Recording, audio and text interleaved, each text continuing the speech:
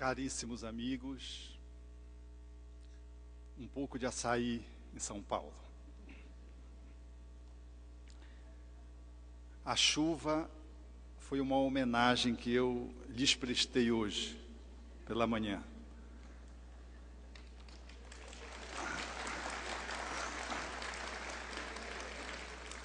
Deixando o clima mais ameno em termos de ambiente. Procurei-te, desarvorado e triste, pelas terras distantes, em loucas aventuras com os outros, sem conseguir encontrar-te. Aonde chegava a minha ansiedade, deparava-me com as marcas dos teus pés no chão. Cobri os meus sonhos de angústia, dilacerando todas as minhas tentativas em vãs movimentos para te encontrar. Exauri-me sem resultado feliz e tombei vencido. Defrontei-me um dia com duas estrelas que se apagavam nos olhos de uma criança abandonada e amei-a. A sua voz sem palavras e a música da sua necessidade fizeram-me encontrar nós três, o próximo, a mim e a ti, soberano Senhor da minha vida. Não cesses de cantar, ó brisa ligeira que passeias pelo vale, nem interrompas o teu curso, ó água transparente do regato. Toda a musicalidade que embala a natureza faz-se partitura para que o cantor destrave a voz da sua garganta e inunde o mundo de harmonias. A fala é de Rabindranath Tagore, pela psicografia de Divaldo Pereira Franco. Ela sintetiza em boa medida aquilo que é a temática desta manhã. Efetivamente, todos gravitamos na direção do divino e buscamos, às vezes, com muita ansiedade, procurando-lhes os sinais. E na fala poética, esses sinais se revelam traduzindo uma realidade pujante, quando o outro é o meu ponto de encontro, que me faz entrevê-lo, o divino, e faz-me estabelecer, efetivamente, um nexo sistêmico, na qual filhos e pai se encontram mediado por uma ação de amorosidade, que vai pelo viés da solidariedade, fazendo com que, pelo amor, seja possível encontrarmos-nos, encontrando-lhe. O Espiritismo traz-nos, em O Livro dos Espíritos, aquilo que poderia se desenhar a realidade do dia de hoje. Em A Lei do Progresso, na questão 799, eis que os espíritos são chamados a se pronunciar acerca da contribuição que a nossa doutrina deveria dar para aquela e para as sociedades que deveriam se seguir. Qual é essa contribuição efetiva que o Espiritismo pode dar? E na fala dos espíritos, nós vamos entrever uma resposta que, de algum modo, traz uma abrangência tão profunda que ela por si mesma seria o objeto de um seminário. En passant, nós não damos conta do que ela encerra dentro de si mesma. Para facilitar, eu grifei em vermelho os pontos fundamentais para nos ajudar a entender esse caminho pelo qual a humanidade vem perfazendo e a possibilidade que o Espiritismo tem de trazer uma contribuição efetiva nesse encaixe de uma doutrina que faz do mundo o seu espaço relacional. Destruindo o materialismo, nós experimentamos efetivamente ainda nos nossos dias os reflexos do materialismo.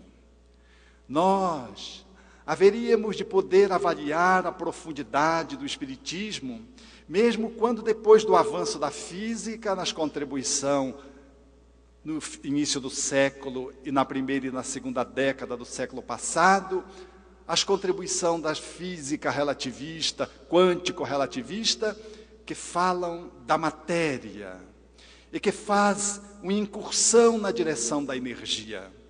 Ao tempo de Kardec, lá em O Livro dos Espíritos, essa questão já era esquadrinhada, a natureza do mundo em que vivemos. Quando na pergunta 22 de O Livro dos Espíritos, Kardec fere a química, falando das propriedades da matéria. Era uma relação físico-química que estava ali posta. E se a matéria ela era proprietária daquilo que se dizia de então, no sentido da sua impenetrabilidade, dela ocupar o espaço, de não poder ocupar um espaço ao mesmo tempo, se a propriedade da matéria era efetivamente aquela concretude que se tinha então como elemento conceitual.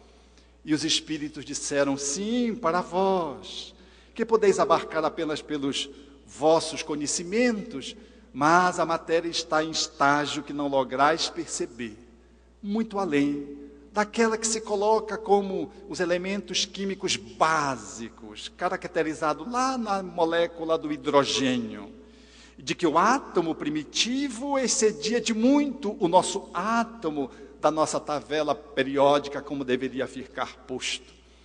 Kardec ainda indaga na questão 36 do Livro dos Espíritos, se existiria o vácuo no universo, ao que os Espíritos respondem, efetivamente, o vácuo está ocupado por matéria que escapa aos vossos sentidos e aos vossos instrumentos, falando sobre a inexistência do vácuo e da ocupação por uma matéria que não estava tangenciada e que não poderia ainda ser observada pelos poderosos telescópios da época, ainda tacanhos em relação àquilo que nós deveríamos conquistar com Hubble, ou dos nossos instrumentos que penetravam o infinitesimal. Efetivamente, aquilo que se concebia como vácuo era ocupado por matéria. Mesmo com a contribuição da física, nós ainda estamos muito distante.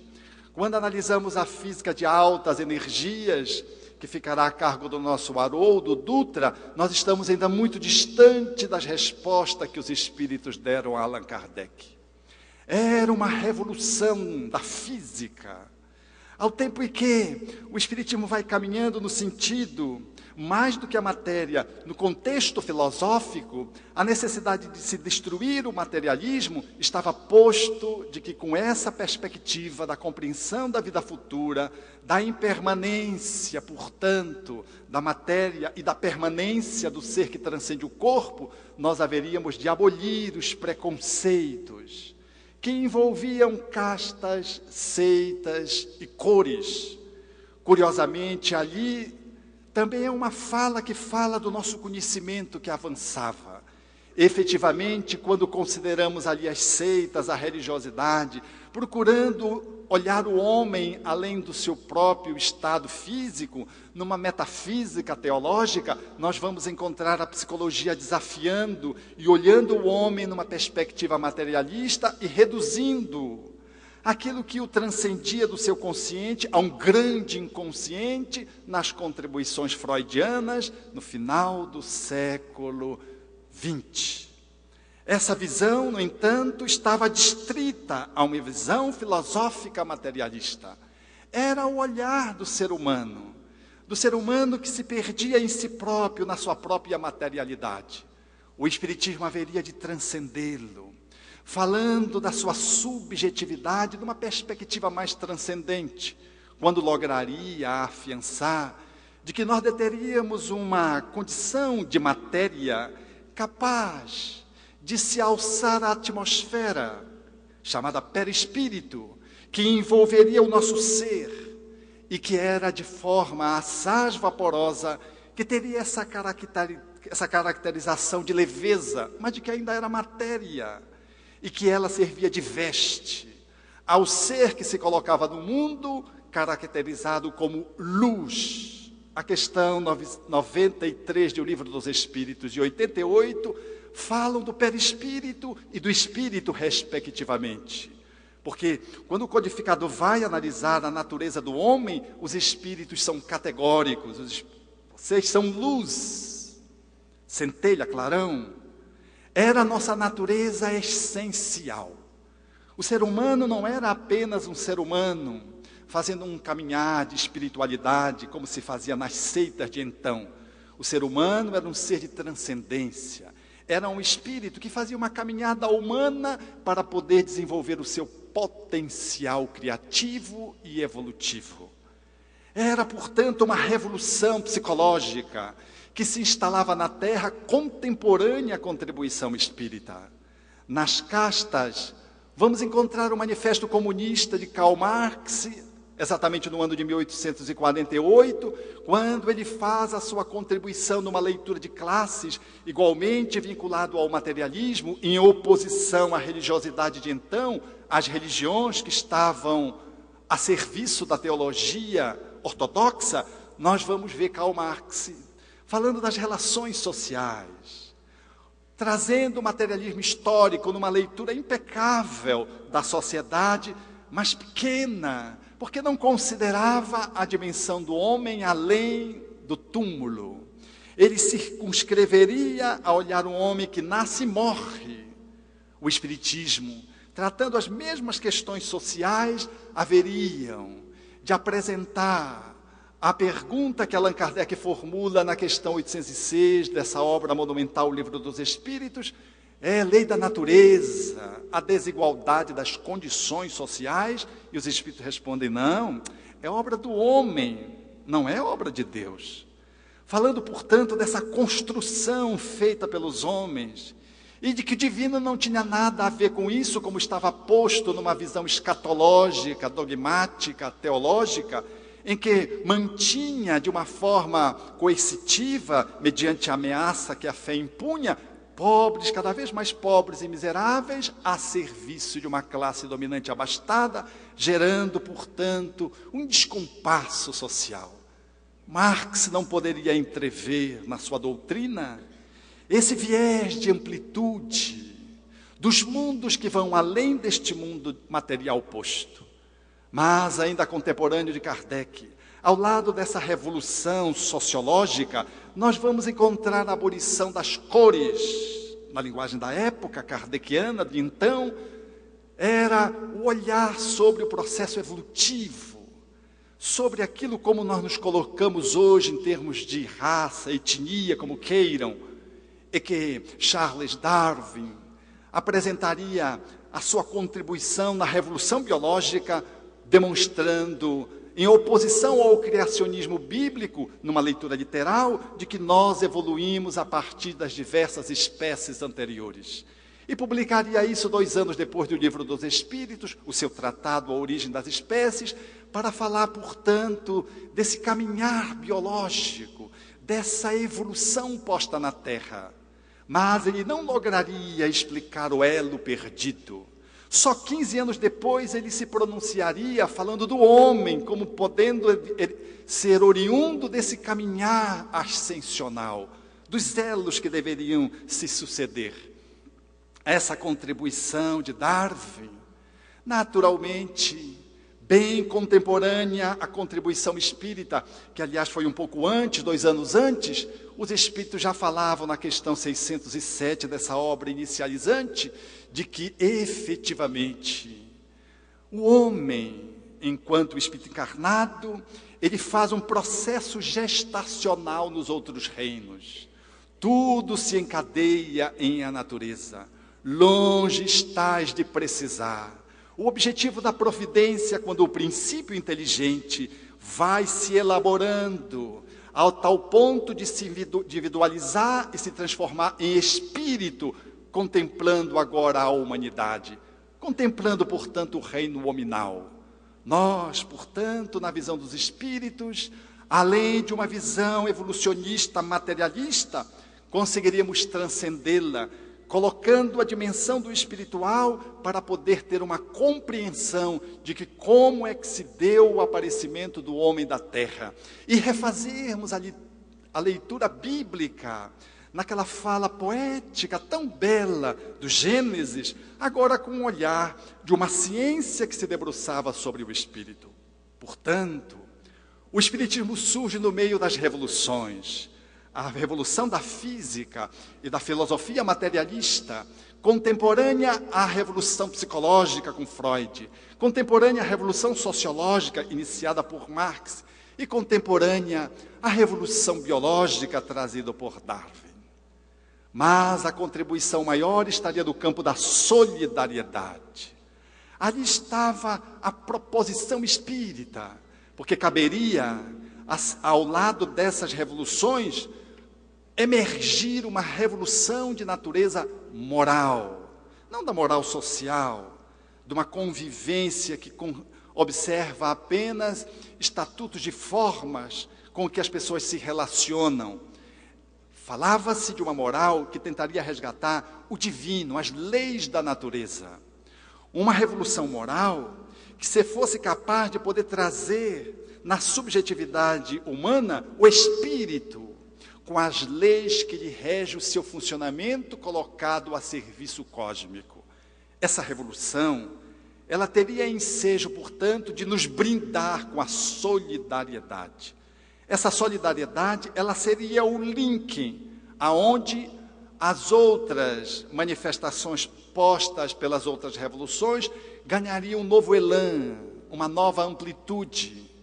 E é nesse caminhar que surge o Espiritismo, porque ele se assenta sobre as bases de uma moral que já não era absolutamente nova e que estava posto na humanidade, mas que foi colocada a outros serviços que não a daquela que o protagonizou. A moral cristã.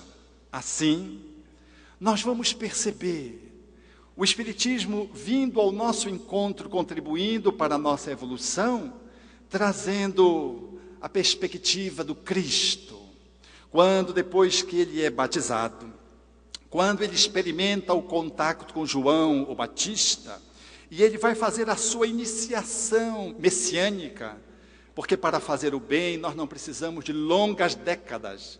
Às vezes nós nos perdemos na quantidade do tempo e esquecemos da qualidade da vivência. Às vezes estabelecemos um trabalho espírita, por exemplo, de longo curso. E nesse longo curso, nós não damos conta de que nós o fazemos por obrigação. Nós nos empurramos e logramos dizer: tenho 30 anos de aplicador de passe, 20 anos de mediúnica. E vamos fazendo uma contabilização que é quantitativa. Mas nem Deus sabe a qualidade com que nós desenvolvemos esses 30 anos, tão precária, tão pequena, que se nós pudéssemos reduzir aquele que chegou, que está a 5, já produziu muito mais. Porque a qualidade da sua entrega, do seu envolvimento, é de natureza muito superior. Por isso Jesus só precisou de 3 anos. E na sua iniciação ele foi logo testado. E foi testado pelo tentador, numa linguagem cifrada pelo diabo. E ele vai para esse primeiro movimento que o afere a sua ciência. É verdade que ele deveria ser aferido outras vezes pelo fariseu, ele seria aferido por Nicodemos, ele seria aferido pelos escribas, ele seria testado diante da mulher adúltera, ele seria avaliado permanentemente. Mas antes de começar, ele já era testado para ver a sua ciência, o seu conhecimento. Porque hoje, caríssimos amigos, Jesus ainda não penetrou na universidade, ele ainda está fora. Porque ele é assunto da sacristia, ele não é assunto do laboratório, ele é das religiosidades, às vezes limitantes e limitadas, ele é do dogmatismo, ele não pertence à ciência. E quem ousaria hoje dizer que Jesus não foi o grande cientista?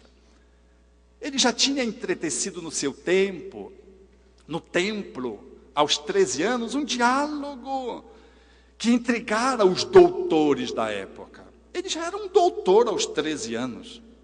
Mas antes de nascer, João Batista já dizia: eu não sou digno nem de me abaixando, desatar-lhe a correia das alpercatas. Porque antes que eu fosse, ele já era. Era uma fala, portanto, de alguém que detinha um conhecimento que antecedia o seu próprio nascimento. Mas era necessário testar a ciência. Vejam que o Espiritismo resgata Jesus, 2000 anos depois, numa base de ciência. Quando Kardec vai definir o Espiritismo, ele diz que é a ciência que estuda o espírito na sua origem, na sua natureza, na sua destinação e nas suas relações com o mundo corporal. Ele define como ciência. É uma reapresentação de uma moral com bases científicas. Não é apenas uma nova moral que volta num novo rótulo religioso. Não era mais um culto que surgia. Então, nesse movimento tentador, surge o primeiro movimento, que vai num sequenciamento, mas que é natural que o diabo, contemplando Jesus, nessa linguagem simbólica, dissesse a ele: eu vou te levar para o topo do templo e te lançarás de lá, porque está dito, ele faz a leitura das Escrituras, que os anjos te segurarão pelas mãos, tu não tropeçarás em nenhuma pedra. Ao que Jesus contrapõe a fala da tentação, aquele diálogo dizendo àquele que fazia essa proposição: não, de modo algum, tentarás o Senhor teu Deus. Fazendo menção ao Deuteronômio, demonstrando ter ciência da sua história, a história do seu povo, e resgata uma fala de Moisés apropriada, adequada nessa contraposição. O diabo insiste e faz uma nova proposição que agora estava posta de uma forma diferente. Eu vou te levar ao topo para que tu possas contemplar todos os reinos da terra. E se tu me adorares, eu te dou a autoridade sobre todos os reinos. Essa fala vai encontrar na proposição de Jesus efetivamente a evocação também da sua tradição, e ele busca o divino e diz: está dito igualmente que somente ao Senhor teu Deus prestarás culto. Satanás volta e faz uma última proposição, quando diz: tu podes, eram 40 dias de fome, de jejum, 40 noites, tu poderás transformar as pedras em pães, e faz a menção à Escritura, ao que Jesus propõe: nem só de pão vive o homem, mas de toda palavra que vem da boca de Deus. São as 4 proposições que estão postas ainda hoje.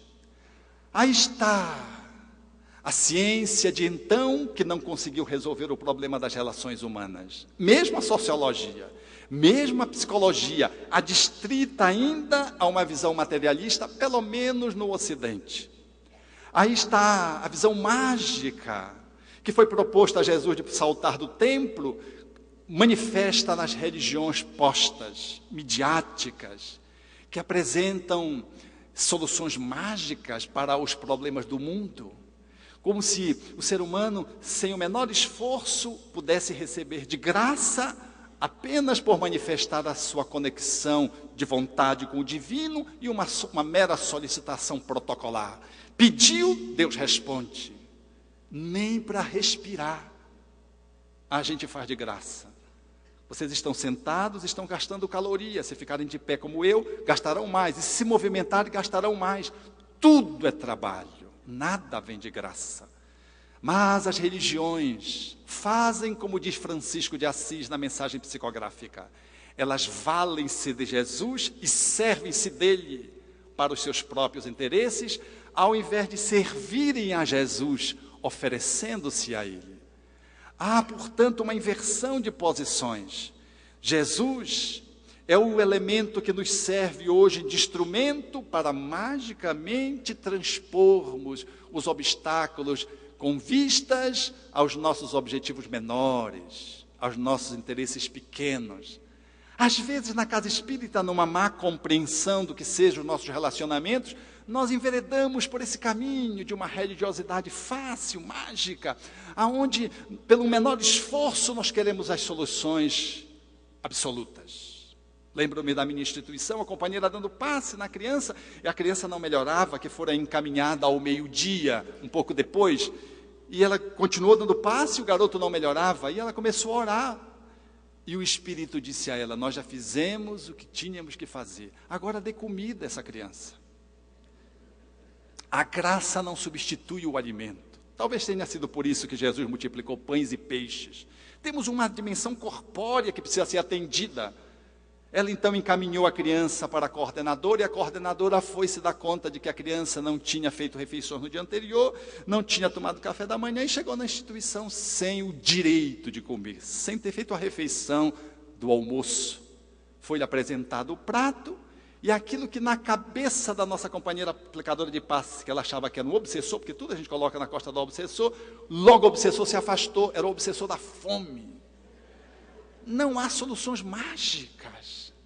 Nós não podemos resolver os problemas assim, pedindo a Bezerra de Menezes, e ele que se vire. Como uma outra senhora que trazia um enfisema pulmonar grave. E depois de eu conversar com ela, os diversos internamentos na nossa instituição, que fica na periferia, e ela então falava dos seus internamentos repetidos, porque ela entrava em insuficiência respiratória, e eu, fazendo anamnese, ela fumou 30 anos. A cada dia, algumas carteiras, não era uma carteira. Estava com seu quadro pulmonar profundamente lesado. E lá, mais ou menos para o final da consulta, ela me sai com essa pérola. Não, doutor, eu sei que eu vou ficar boa, porque eu já entreguei o meu problema para Deus. Então é assim, a gente faz, e Deus que se lixe, que se vire, Ele não é o Pai. A gente apronta, e Deus tem que corrigir. O Espiritismo não comunga dessa visão cúmplice da mágica, de uma religiosidade pequena, de uma relação com os espíritos que é assim, como se você pudesse fazer um ilusionismo e que se transformasse numa realidade prática. A nossa dimensão de religiosidade é responsável. A nossa relação com o divino é a cada um segundo as suas obras. Então, essa proposição que está posta hoje é uma necessidade de aprender. E quando Jesus traz a perspectiva desse encontro político, que é da relação de poder, nós vamos entender efetivamente que o mundo está cheio de poder, cheio de ideologias, cheio de partidos. Eu não vou nem falar da política partidária, porque eu acho que nós perderíamos um pouco de tempo falando da política partidária, de tal modo que ela está corrompida nos dias atuais. Eu falo dessa política das relações, dessa política divina. Eu e você, sentado um ao lado do outro, temos uma relação de poder, que se expressa como eu me relaciono com você, como eu ocupo o meu espaço, e às vezes, demasiadamente, desocupo o teu espaço, hipertrofiando-me.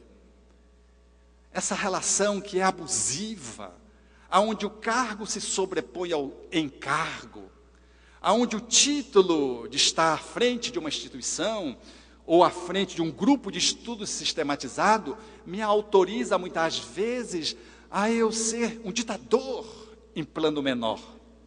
A muitas vezes fazer uso do exercício de poder de forma a oprimir, porque o outro não sabe ler. E aí eu começo a dizer umas palavras bonitas para que ele possa se colocar no lugar dele e saiba que ele não pode discutir comigo, porque tecnicamente eu sou muito mais do que ele. Isso é uma relação de poder que está dentro da instituição todos os dias, e é lamentável aqui entre nós, já que estamos em família, das eleições, onde se fazem as facções, faz-se os telefonemas, as associações às pressas, às vezes, rompendo a ética de um estatuto, e aonde se faz estabelecimentos de campanhas políticos que não estão muito longe das políticas partidárias, corrompendo efetivamente essa relação de poder que Jesus nos propõe, que é uma relação de amorosidade, que é uma relação de ser um com o outro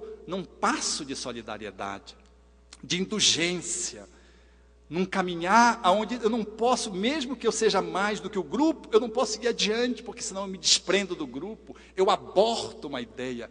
A paciência de poder estar ao lado de um grupo e deixar que o grupo amadureça, quando, por exemplo, o meu olhar está muito além da realidade grupal.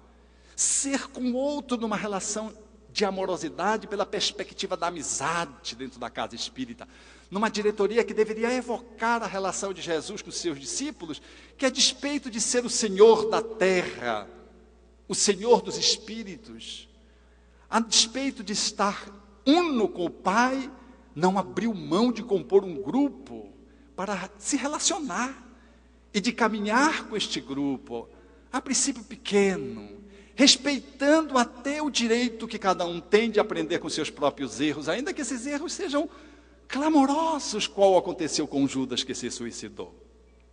Jesus estava lado a lado, ombreando, sem perder a verticalidade da sua estatura espiritual, mas sem oprimir os seus companheiros de passo de caminhada. Esse movimento de relação de poder, que está em todas as relações, está no nosso cotidiano. Quando você vê um casal, por exemplo, no shopping, de mão dada, é uma relação de poder. Veja quem puxa quem. Quem está à direita, quem está à esquerda. Isso é uma relação de poder. Do ponto de vista da leitura da ciência da constelação familiar, por exemplo, o homem está à direita no movimento de proteção à mulher. Mas, habitualmente, nós observamos a mulher à direita do homem, e quando você vai se apropriar do processo relacional, é ela que manda mesmo. E se tiver que sair alguma bolacha ali, a Maria da Penha tem que enquadrá-la, porque ela é violenta. O Espiritismo nos dá ensejo de entender, talvez seja a primeira encarnação dela no sexo feminino. É um homem mal educado do passado, e agora está aprendendo outras leis reencarnando na sexualidade feminil. Às vezes a gente olha, pode parecer que o casal está bem posto na sua relação de poder, eles caminham num passo compassado dentro do shopping, e ele segura com ternura a sua mão e aperta, e você olha e deve dizer quanto amor ele tem por ela. Olha como ele aperta a mão dela. Os anos se passaram e ele continua com a mão apertada. Mas quando você se aproxima, você fica tomando conhecimento que ele aperta para não deixá-la livre, porque senão ela vai às compras. Ela tem compulsão e ele exerce um poder sobre ela com as mãos. E pode parecer harmonia, mas quando você se aproxima, você desvela a relação de poder. Em Espiritismo, nós temos que ter uma visão longe e uma visão perto. Quando se viaja sobre a Amazônia no avião, nós vemos os rios serpenteando a selva amazônica num encanto e beleza. Mas isso não é suficiente para conhecermos os rios. É necessário descer ao rio, mergulhar nas suas águas, experimentar a sua temperatura, a convivência com a mata abundante, para poder juntar o distante e o próximo, para que possamos manter uma relação de ecologia mais adequada com a Amazônia. Ninguém se relaciona com seus filhos se não se aproximar e se não se distanciar. Às vezes a gente precisa estar ao lado do filho, quase como se fosse o seu obsessor, sua sombra, para lhe perscrutar os movimentos, as ideias, as suas falas. Às vezes a gente está distante, olhando ali no grupo, a nossa criança no parque, para ver como ela se relaciona. E ali estamos refazendo a nossa compreensão do nosso filho, para que a nossa relação de poder, que investe-se da autoridade, de uma relação hierárquica funcional pai-filho, possa se estabelecer. Da mesma forma, o dirigente espírita, ele está longe, está perto. Um dirigente que somente está precisando ir para a escola de dirigentes, porque o dirigente, ele dirige fazendo. Jesus não seria o Senhor dos espíritos e o grande protagonizador da revolução moral na Terra, se ele não tivesse reencarnado. Apenas emitindo os seus emissários, ele veio ele próprio, como diz o Espírito Emmanuel, para poder experimentar no exemplo aquilo que ele apresentava à distância, enviando os seus arautos. Aqueles que somos trabalhadores da casa espírita, precisamos fazer esses movimentos de aproximação e de distanciamento. Um dirigente que fique apenas numa sala, ele é prisioneiro. Poderíamos colocá-lo um cadeado e não vai fazer falta, porque ele só vive naquela sala. Ele precisa percorrer todos os espaços, ele precisa sentar ao banco, ele precisa ir às crianças, ele precisa ir à distribuição do alimento para aquelas famílias socialmente dependentes. Ele precisa, portanto, se relacionar com toda a casa, já que ele é um dirigente de uma área, de um setor, ou é um presidente de casa, sei lá. A relação de poder faz-nos entrever que o mundo, na sua política posta, nas suas diversas ideologias, não conseguiu nos trazer e nos devolver movimentos de paz. E a economia, ela está aí. Nós observamos aí a cada movimento na Terra o desafio da economia posta. Porque o alimento, ele não é suficiente, porque ele pode se transformar em pedra no coração ou no estômago do outro. A forma como eu dou uma sopa pode ser solidária ou pode ser solitária, porque aquele indivíduo que recebe a sopa, ele recebe, toma porque está com fome, mas ele não sente vínculo com você, porque você está de pé e ele está deitado, sentado, do ponto de vista social, e você pertence a uma outra classe. Ele está da banda de lá em fila, e você está da banda de cá dos trabalhadores. Ele é o próximo através do qual você pretende chegar a Deus. É a ponte, mas ele é a ponte de vínculo ou é a ponte que você pisa? Não é que você pise porque você é mau. A gente pisa porque a gente não aprendeu ainda a ser solidário. Sentar e tomar a sopa junto, fazer a sopa junto, construir o enxoval junto, estar com ele e saber como é que ele trabalha a economia doméstica da miserabilidade.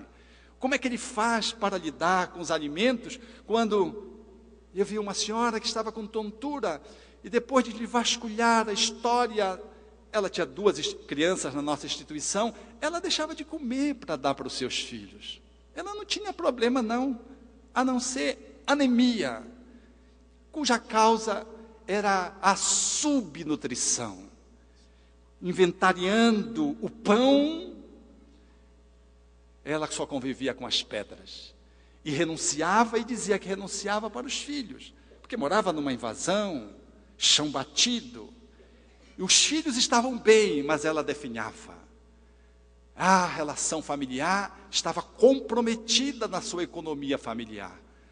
Os filhos se alimentavam, mas aquela mãe não conseguia mais cuidar deles, porque adoecera de fome. Há muita comida na terra, mas a gente queima, joga no rio, queima os pintos, para não diminuir o preço de mercado, por exemplo. O que há, efetivamente, é falta de fraternidade para uma relação que pudesse ser mais igualitária. Como dizem os espíritos, quando os povos se relacionarem como as províncias de um mesmo império, o excedente de um virá atender a carência de outro, e não faltará o necessário. Falando, portanto, dessa equanimidade do ponto de vista do atendimento das necessidades básicas e fundamentais. Então nós precisamos aprender, aí está a proposta, aprender nessas 4 perspectivas. E é nesse olhar que o fariseu indaga de Jesus, ou que o escriba, no encontro com Jesus, depois de Jesus fazer um debate com os saduceus, estabelece um encontro que ficaria memorável, porque o escriba, querendo avaliar de uma certa forma se Jesus estava em dia com a lei, indaga-lhe acerca do que estava posto, e Jesus então diz: ó Israel, ouve Israel, Deus é apenas um, o soberano. Amarás o teu Deus, e vai recitando aquilo que está posto no Deuteronômio. Amarás o Senhor teu Deus de todo o teu coração, de todo o teu entendimento, com todas as tuas forças e de toda a tua alma. Este é o principal. Um segundo semelhante a este: amarás o próximo como a si mesmo. O escriba, por ser escriba, dá-se conta de que ele estava fazendo a síntese dos 613 mandamentos colocados no Pentateuco. Era a síntese que poderiam ser reduzidos a 10, ou ser acomodado aos 10 mandamentos, e os 10 poderiam ser acomodados a estes dois. Um principal, que se reflete no segundo, que corresponde ao primeiro. Então, é nesse viés que o escriba concorda com Jesus. Era um novo teste, era uma nova avaliação. E ali está posto, numa perspectiva de grandeza, a solidariedade, que é a temática desse encontro hoje. Porque não há possibilidade de viver um mecanismo de solidariedade se nós estivermos distanciados da amorosidade. E quando Jesus faz essa síntese, ele o faz como alguém que tem ciência, tem conhecimento. E ele o traz para a realidade vivencial, para protagonizar a possibilidade da vivência experiencial daquilo que estava posto enquanto lei, de que era possível se transformar em vida, era possível materializar isso. Então ele faz dessa lei a sua experiência amorosa, mostrando que precisávamos amar. Nessa trilogia, Deus, com todas as forças, com todo o entendimento, com toda a alma, de todo o coração, e o outro como a si mesmo. O desafio à solidariedade é poder nos amar. É pensar em poder nos amar. Não foi sem razão que Allan Kardec cunhou o livro Amar o Próximo como a si mesmo, mas que a gente diz, o capítulo Amar o Próximo, não é o capítulo Amar o Próximo, é Amar o Próximo como a si mesmo, porque se fosse só o próximo, ele deixaria só o próximo. O título do capítulo é Amar o Próximo como a si mesmo. Nessa visão sistêmica, integrada, o codificador não podia mutilar. E ele traz ali, mas o nosso olhar é um olhar que às vezes se deforma, talvez pelo atavismo religioso. Nós precisamos estabelecer essa relação de autoencontro, de autoamor, para que esse autoamor se espraie na direção do outro, numa possibilidade de solidariedade. E você precisa amar-se a despeito de todas as suas encrencas, de todas as suas lacunas, dos teus pontos cegos. Amar-se, aliás, é descobrir isso, é iluminar esses pontos escuros, é transmutar essas deformidades da alma, é embelezar o espírito. Amar-se não é um convite ao narcisismo, a uma proposta auto-egocêntrica, não. Auto-amar-se é você poder ser com você numa relação de auto-bem-querer.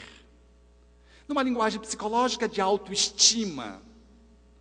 E alguém que está fragilizado tem muita dificuldade de poder ser com o outro se não consegue olhar para si mesmo com olhos de amor. Foi o que Chico fez com aquele jovem que se lhe aproximou, trazendo a alma ultrajada porque sofreram uma violência sexual do próprio pai. E depois, quando procurara uma igreja para se aconselhar com o religioso lhe seduziu e também incrementou com uma nova movimentação ultrajante de crueldade, porque ele usou sexualmente. E ele procurou o Chico em frangalhos. O Chico o acolheu e disse: meu filho, você está bem, caminhe. E o jovem, naturalmente, naquele momento, sofria muito, mas o acolhimento da amorosidade do Chico foi suficiente para lhe boicotar algumas movimentações que poderiam agravar o seu processo. Mas não foi capaz de lhe evitar o sofrimento da alma que precisaria de tempo para poder ser erradicado, porque não há mágica na transformação do ser humano. Tudo requer esforço, cuidado, atenção, continuidade, perseverança. Esse jovem foi e deu-se conta que estava com AIDS, já um jovem adulto, e voltou com Chico e disse: Chico, eu estou com AIDS, Chico. E o Chico disse: ah, meu filho, eu também tenho glaucoma, tenho angina. O Chico sempre tinha muita coisa, né? Tudo sobrava no Chico. Aí o jovem disse: mas Chico, é incurável. Aí disse: ah, meu filho, tem tanta doença incurável. Tem gente que tem um ciúme incurável a vida inteira, trata, mas não desaparece. Tem gente agressiva que fica a vida inteira tratando a agressividade e não cura de todo. Tem gente que é narcísica a vida inteira, cuida e continua narcísica. Mas Chico, vai me matar, eu vou morrer. E o Chico disse: eu também vou morrer, todos nós vamos morrer. E ele disse: Chico, e se Deus me chamar? Ele disse: diga, não vou.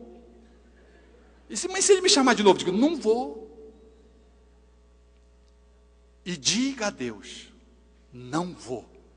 Porque Deus jamais nega aos seus filhos a possibilidade de aprender.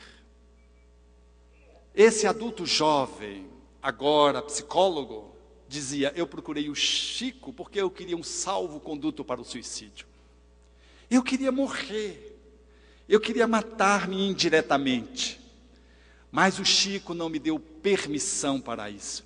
Ele captou de que eu estava muito vulnerável e de que a minha busca era uma busca da autorização para que eu pudesse fenecer. Mas ele segurou-me. Hoje eu atuo no movimento espírita, desenvolvo diversas atividades. O Chico já foi e eu continuo com AIDS. No entanto, continuo trabalhando porque um pai jamais nega ao seu filho a possibilidade de aprender. Amar o outro como a si mesmo não significa dizer que eu tenho que estar em dia comigo mesmo na sua totalidade, pleno, feliz, para que eu possa ser solidário com alguém que está numa condição desigual. Ser com o outro é um processo de construção a dois. Enquanto eu trabalho as minhas dificuldades, eu me exercito com você. E nessa relação eu vou podendo, amando-me, amando você, eu vou podendo amar o Deus que dorme, que é você. Ou Deus que está em estado letárgico, que me habita, considerando que somos filhos do Criador.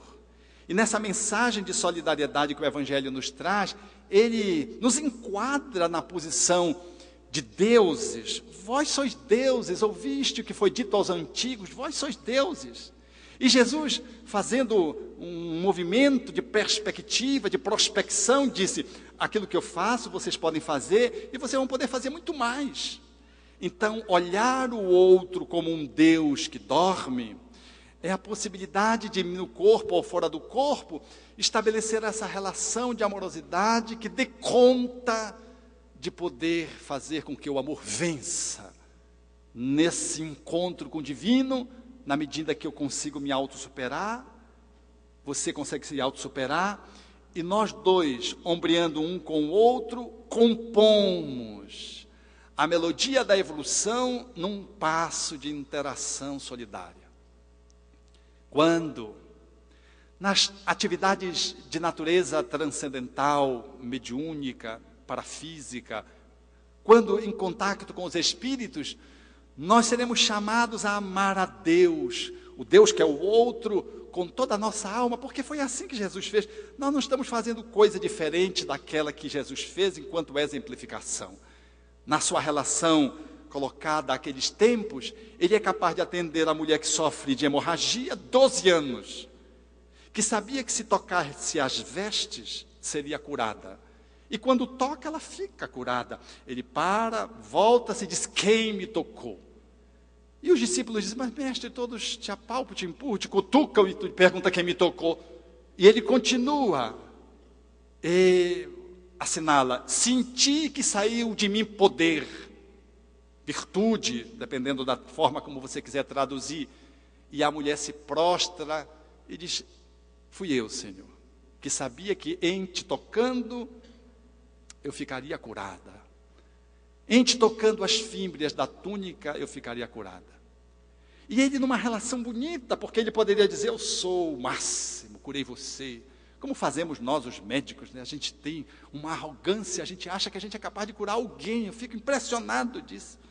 E quanto mais especialista que vai se caminhando para o cérebro e na direção do perispírito, parece que mais poder a gente tem. E além do cérebro, o neurologista, o neurocirurgião, está o médium, que vai no perispírito. Aí o médium já acha que de cura que ele é.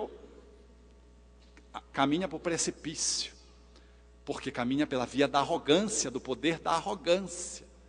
Esse é um caminho muito perigoso. Ele diz, a tua fé te curou. Vai em paz e ser curada desse seu mal. Ele não diz, eu te curei. A virtude saiu dele, mas foi a mulher quem fez um movimento de captação, diz Allan Kardec. Foi ela que se lançou nessa relação. Ele estava no meio da multidão. E ele amou naquele momento aquela mulher de uma forma espontânea e automática, com toda a sua força. Amar o Deus, com D minúscula, que era aquela mulher, com toda a força.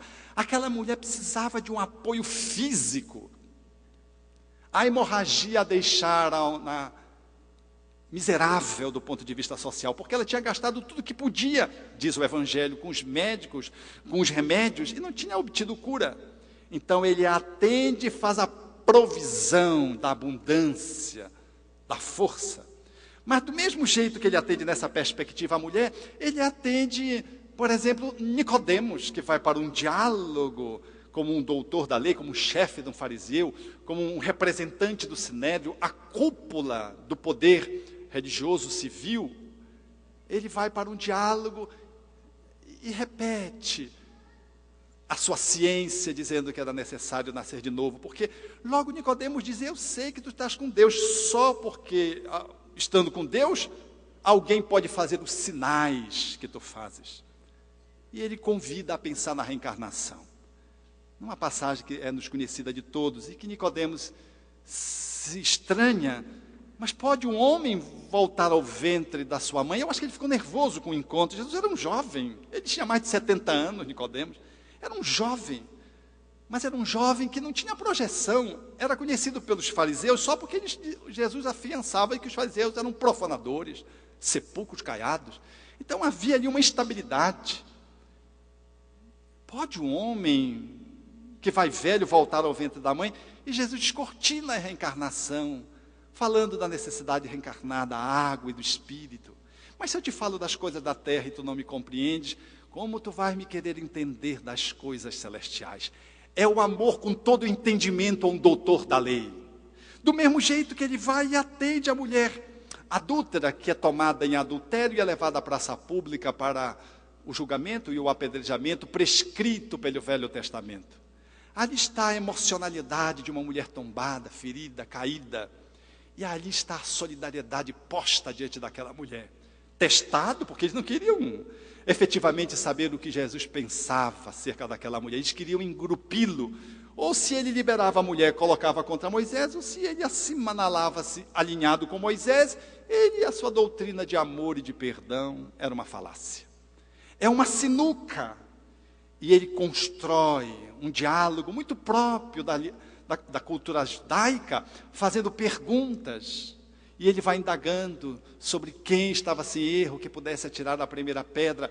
E o processo vai se dando. Na verdade, ninguém fica. Ninguém fica. E diz o Evangelho que os mais velhos foram os primeiros a saírem, porque depois de dar os maus exemplos, os mais velhos tentam dar bons conselhos. Eles foram os primeiros a se afastarem. Não ficou ninguém. E ele ajusta aquela mulher. Porque quando alguém tomba, ninguém tomba sozinho sistemicamente. A pessoa normalmente fica solitária, porque aqueles que foram cúmplices se escondem. Mãos ocultas empurram. Quando uma mulher cai, um homem cai, sempre alguém que está ao lado dela caiu. E sempre alguém que seduz está no entorno. E tem uma história por trás daquele tombo. Como me dizia um jovem, eu não me dei conta que eu fui traído por mim mesmo. E num casamento longo, de mais de 17 anos, que era tudo de bom, eu me envolvi nos 3 últimos anos com pessoas do nosso relacionamento de trabalho, como a querer determinar a infelicidade para a minha história de vida. Como se eu não merecesse viver acasalado. E quando a minha esposa descobriu, porque eu deixava sinais inconsciente para que ela descobrisse, e veio à tona, eu só não me suicidei por causa do espiritismo. Porque mergulhei dentro de mim mesmo e disse: o que eu fiz comigo? Com essa mulher que eu amo tanto? E ela me dizia: mas você dizia para essa outra mulher as mesmas coisas que você me dizia, porque a outra que comparecera na condição de amante, descreveu os diálogos, passou os torpedos, os e-mails, e a esposa lendo via a similitude. Era, na verdade, a sentença de morte que ele estava estabelecendo para si mesmo, a sentença de morte psicológica. Ele não tinha o direito de poder ser feliz dentro de um lar. E tinha feito um movimento recente de adoção. E adoção de uma criança especial, deficiências graves. E ele dizia: eu amo você, muito embora você não acredite que eu ame. Mas eu não sei explicar o que aconteceu nesses 2 para 3 últimos anos, em que eu fiz isso com você, fazendo isso comigo. E mergulhando dentro de si mesmo, começaram a surgir as memórias. Quem é o culpado de alguém trair alguém? Ele viu-se com 10 anos, no estado do Rio de Janeiro, num bairro pobre, sendo violado sexualmente por um homem que provavelmente era um psicopata. E ele, em pertencendo a uma família de cultura de pouco diálogo, não conseguiu falar para os pais. E ficou pensando que se dissesse com 10 anos, ele ficaria conhecido ali na rua. E tendo as irmãs, ele não compartilhou com as irmãs, com vergonha, porque ele era homem. E aquele processo danoso foi crescendo no tempo, e ele ficou com uma marca de autodesqualificação. E ele disse: eu entendi, porque parece que eu mereço a desgraça. Eu sou um homem marcado, porque como eu pude ter sido violado sexualmente, e como eu não consegui falar para os meus pais. Ele narrou a cena do diálogo, do diálogo interno, mandou para a irmã. Vejam que coisa, a irmã veio do Japão para encontrá-lo, e passou um dia com ele, e 2 dias depois voltou para o Japão, e disse para ele: mano, eu não poderia te ver pelo Skype, eu tinha que te ver pessoalmente, olhando nos teus olhos, porque tu sofrestes muito, mano, e eu era a tua irmã mais velha, e eu me sinto culpada, porque eu não pude te ajudar.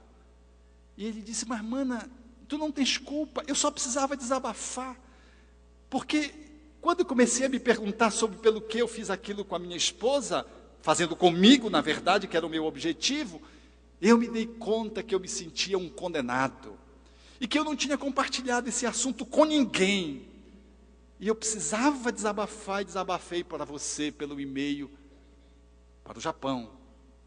Eles falaram ao telefone, e ela disse: mas eu precisava vir aqui, olhar o espaço onde tu estás morando, porque naturalmente se suscitou uma separação do casal, pelo menos inicial, talvez não definitiva, talvez sim. E ela disse: eu precisava ver esse espaço, eu precisava olhar nos teus olhos e te dizer: mano, aonde foi que eu contribuí para que tu pudesses seguir esse caminho de sabotagem? E se abraçaram e choraram demoradamente. E ele diz: o que mais me espanta é que a minha irmã veio do Japão, passou apenas um dia comigo e foi embora como se fizesse uma ponte aérea. É muito difícil quando alguém cai fazer um ajuizamento. Por isso Jesus dizia: não julgueis. Quanto mais sábio é a pessoa, menos ela julga, mais compreende. E mais, sem ser cúmplice da queda, ela vai ao encontro do outro, separando o que tomba do seu ato que levou a queda. É o que faz Jesus com aquela mulher. Ele não diz: você é inocente, você não fez nada. Ele diz: eu também não te condeno, podendo fazê-lo, segundo a lei mosaica. Vai e não tornes a fazer desse mesmo jeito, a pecar, a errar o alvo, traduzindo da linguagem grega para os nossos dias. Faz de outro jeito, esse jeito não é bom. segue, levanta, mas sai, porque ela ficou petrificada, porque o remorso nos petrifica. Era necessário amá-la com toda a emoção, era o amor ao Deus, com D minúscula, com todo o coração. Assim ele o faz, e a mulher sai da culpa tóxica, para refazer o seu caminho. Amar o outro, às vezes, é necessário fazê-lo nessa perspectiva da subjetividade que transcende a humanidade. Como Jesus o fez em relação ao jovem que chegou, cujo pai trouxe e entregou aos discípulos que não puderam curá-lo. E ele disse, olha, ele joga no fogo, olha, joga na água, ele ri, xile os dentes. É um espírito mudo, surdo. E Jesus então fala ao espírito, o jovem entra nas convulsões epileptiformes, fica como se estivesse morto, ao ponto de dizerem, ele morreu. E Jesus vai, estende a mão e levanta o jovem. Depois do pai pedir, cura se tu podes. E Jesus, falando da fé, o pai diz, cura, ajuda-me na minha pouca fé. Agora ele levanta o jovem e cura-o definitivamente. E os discípulos ficam intrigados. E Jesus diz, para essa classe de espírito, só com muita oração, muita conexão cósmica. Todos os dias nós vemos isso. Ainda numa dessas quartas-feiras, eu vi o Espírito chegar e dizer, eu estive aqui há 3 anos atrás, e queria resgatar o meu filho que estava conectado a uma pessoa num processo simbiótico, vinculado por uma relação com o esposo dela, e se vinculou a ela. E eu tentei resgatá-lo, mas os espíritos amigos me disseram que não seria possível ainda, e me convidaram a me integrar na instituição. E eu comecei a me integrar, e comecei a trabalhar. E semana passada, eu tive a surpresa. O meu filho pôde ser desconectado dela. Saiu como se não tivesse identidade, tal era o vínculo de simbiose, de vampirismo. Eu pude resgatá-lo e descobri 2 coisas. Que eu amava mais o meu filho agora, depois de 3 anos de treinamento nesta casa, amando outras crianças. E a segunda coisa que eu descobri é que eu não tenho só um filho. Eu tenho muitos filhos que eu perfilhei nessa casa. Assim é esse amor que transcende, esse amor que vai além da consanguinidade, essa família que você vai construindo, vai tecendo e vai podendo entretecer nas relações que você vai estabelecendo, e o outro já não pode mais ser indiferente a ti, muito embora tu não o conheças, ou conheças de relance, porque quanto mais tu amas o desconhecido, mais tu ama aquele que tu já amas. Porque o amor, ele no seu exercício de multiplicação, quanto você mais ama mais pessoas, mais aquelas que você já ama se amplia. Eu não tiro de amor de alguém para botar em alguém. Uma mãe não ama um segundo filho tirando amor do primeiro. Por isso eu costumo dizer, a mãe que é sábia, pelo menos ela tem 3 filhos. Porque amando 3, ela ama mais o cada um. Porque a matemática do amor é assim, quanto mais a gente ama, mais a gente vai ampliando. Então, nessa perspectiva, o outro passa a ser alguém que caminha comigo, porque ele está cruzando a minha estrada.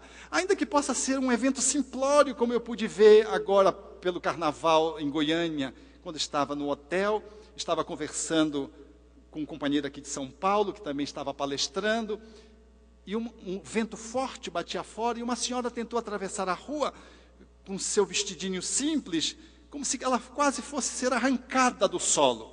E ela veio, se esgueirou e ficou embaixo da marquise do hotel. Dava para ver o seu vestidinho assim, movimentado pelo vento.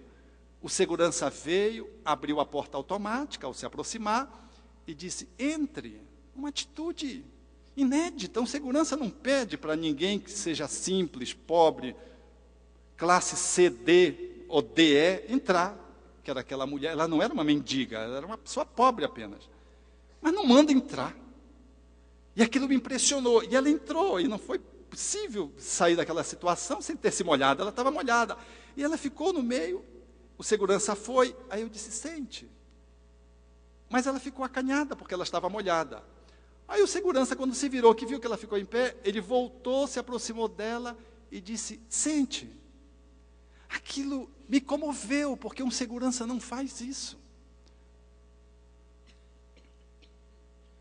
Ele percebeu que ela ficou rígida e ele disse então: sente, porque ela estava molhada, que depois eu mando passar um pano enxugando o sofá. Era de curvinho, ela não ia estragar o sofá. E ela sentou, um tanto constrangida, porque estava molhada, sentou num sofá molhado. E o segurança voltou para a posição dele. Isso é solidariedade. Isso é irmão do outro que passa no teu caminho. Naquele momento é o próximo mais próximo que te encontrou ou que tu encontraste. Ela ficaria de fora se ele não se aproximasse dela. Ele saiu ao encontro dela como o samaritano foi ao encontro do caído. E transformou aquela relação numa relação de proximidade. Porque às vezes a gente dorme na mesma cama, mas não sonha os mesmos sonhos. Se alimenta no prato, ao mesmo prato na mesa de um filho, mas o filho está mais próximo do traficante, da gangue, do que de você. Porque não há espaço de proximidade construído. Não há afeto comunicado. Não há relação, não há toque. Não há entrega, não há disponibilidade. Aquele segurança fez tudo isso. Eu não me contive, porque a gente é muito cri-cri para olhar as coisas que são ruins, né? Mas a gente não dá feedback positivo para as pessoas. No outro dia ele estava lá. Eu me aproximei dele e disse: eu vi a sua atitude ontem com aquela senhora que pegou chuva ali fora. Ele ficou meio assustado. Eu disse: o que você fez com ela foi tudo legal. Uma linguagem bem jovial, né? Tudo legal. Eu queria dizer que foi tudo de bom. Aí ele pegou e disse, ficou assustado, porque eu acho que ele não é habituado a ser elogiado. Se recompôs e disse: eu acho que a gente tem que fazer assim mesmo. Diga: é isso mesmo. Solidariedade. Amar o Deus que passa no teu caminho sem que tu o conheças, sem que ele se identifique, sem que ele pertença necessariamente à tua classe social, ele tem a mesma cor que tu, sem que ele disponha da mesma seita, entre aspas, colocada na questão 799, sem que ele seja espírita, e sem que ele seja espiritualista do ponto de vista filosófico, ser com ele numa relação possível daquele momento. É o melhor que você pode fazer. Aquele homem com aquela mulher foi aquele momento. Aquela mulher não vai esquecer, como eu não vou esquecer, porque foi uma atitude luminosa. Porque as grandes atitudes da solidariedade, elas não ganham manchete de jornal, meus amigos.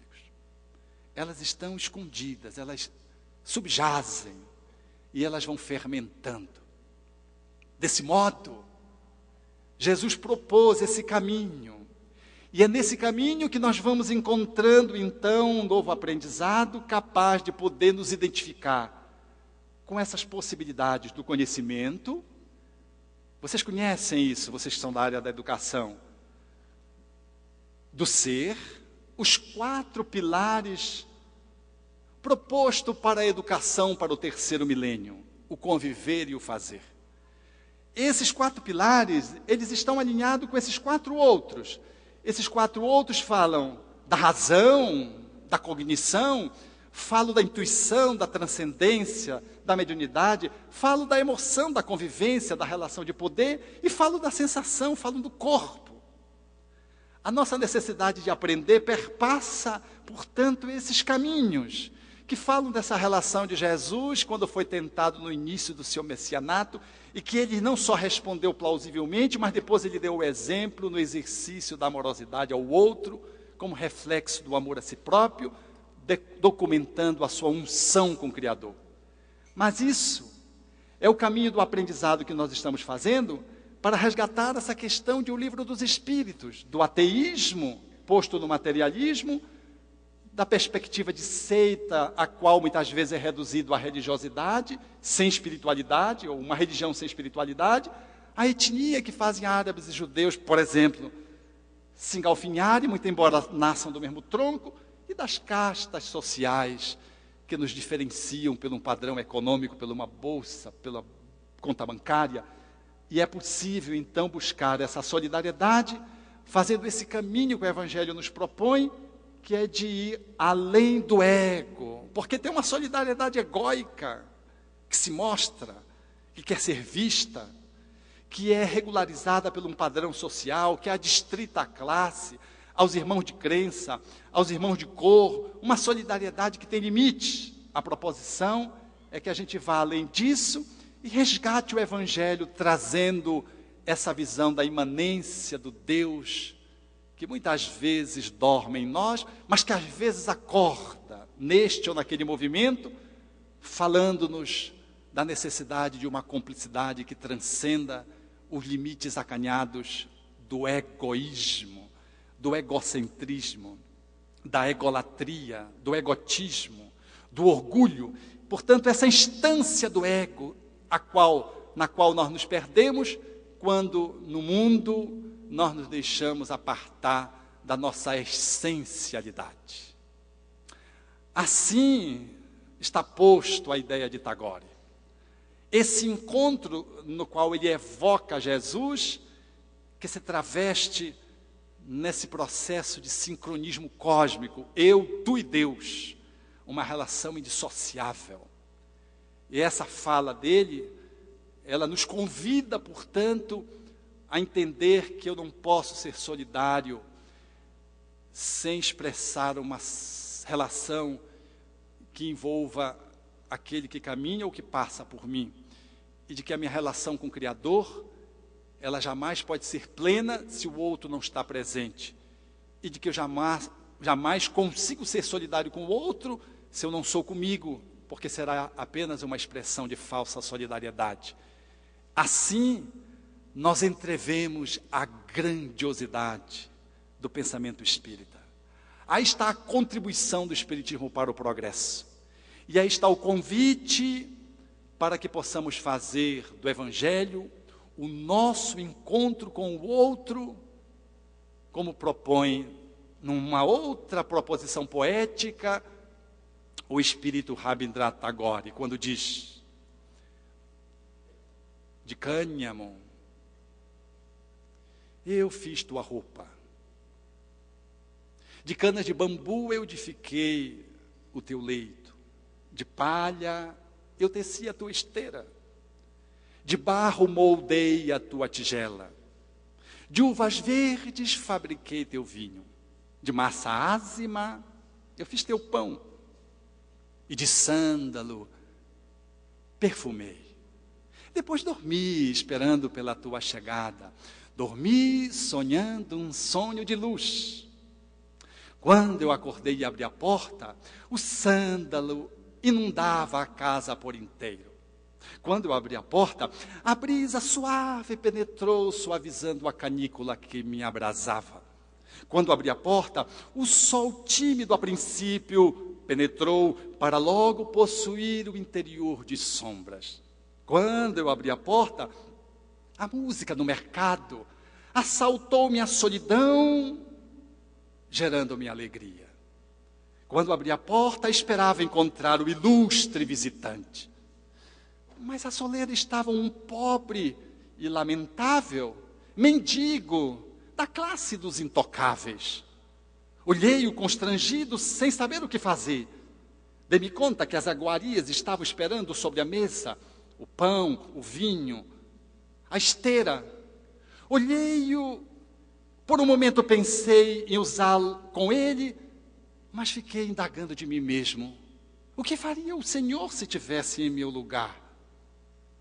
O sol tocou minha face e a brisa desfez os meus pensamentos perturbados, enquanto que a música penetrando do recinto trouxe-me a lembrança dos ensinamentos dele. Envergonhado, eu me agachei, peguei-o nos braços e levei-o para o interior do meu lar. Banhei-o, vesti-o, com o vinho e o pão alimentei-o, depois o reconfortei com a esteira e o leito. Depois desejei fazer algo mais, perfumá-lo com a excelente essência. E desejei fazer algo mais ainda, desejei abraçá-lo, e assim o fiz. E ao abraçá-lo, uma transformação se estabeleceu de súbito. Da face esquálida do mendigo, 2 lágrimas rolaram. e os seus olhos brilharam com a doçura dos imortais. Suas mãos antes ásperas e encardidas se transformaram no mais límpido do cristal. E sua roupa suja transformou-se numa túnica de alvura ímpar. Olhei atônito e percebi que estava diante do meu Senhor. Sorriu-me e não me disse nada. Desde esse dia aprendi que todos aqueles que batem à porta da minha casa lembram-lhe a presença. E a partir de então, nunca mais rejeitei ninguém que ultrapasse os meus passos batendo à porta da minha vida. Recebo em cada um, olhando-os, a lembrança do olhar suave e doce do amigo de todas as horas, o ilustre visitante. Obrigado.